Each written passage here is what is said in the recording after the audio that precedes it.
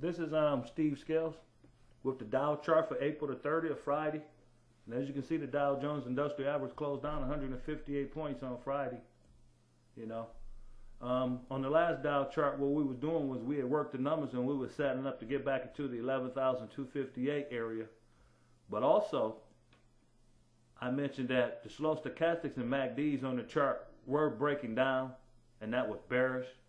So the sell-off, it wasn't no big surprise because that was something that could have happened also. So right now, what we're seeing on the chart is that the Dow Jones Industrial Average is setting up to go back and retest the 10,965 area.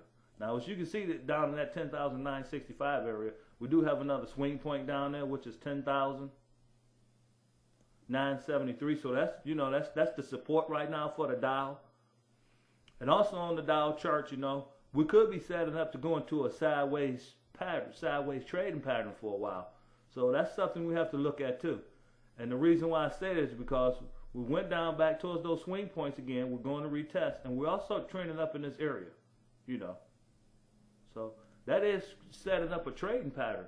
And as you can see on the slow stochastics and MACDs, we did have some fast acceleration on those two. And the reason why we did not go back and test 11,258 is because we did double dip in the MACDs.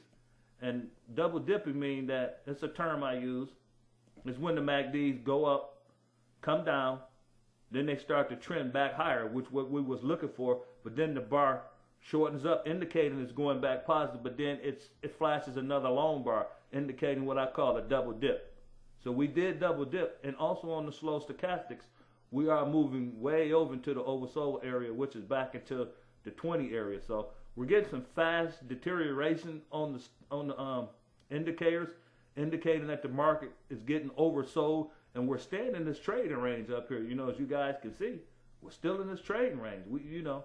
We haven't gotten out of that trading range with the support 9,965 and then 11,258 area. So that's something else we also have to look at, as this market set up to see which way it wants to go. Because right now I feel that we're in a wait and see mode. So what's going on now is that since we're kind of in a wait and see mode, and we also can go into that ABC down pattern, because we have a setup for that also, and the slow stochastics and MACDs is still breaking down. We went up, tested, and we could trend down lower, going back. So what I'm looking for is a setup to see how we go back into those support area right there, 10,965, and also we're looking at if it breaks down past 10,965. I said on Take on the Market that I believe we'll get into the 10,700 area. And the 10,700 area, as you can see, is the moving average, 50-day moving average. That's exactly what it is.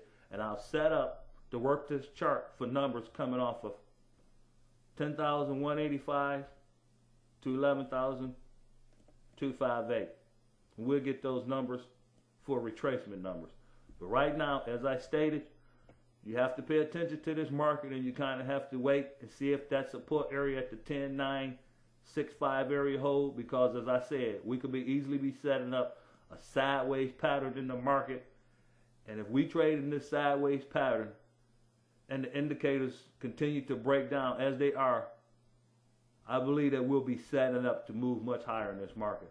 This is Steve Scales with the Dow Jones chart for Fibonacci retracement.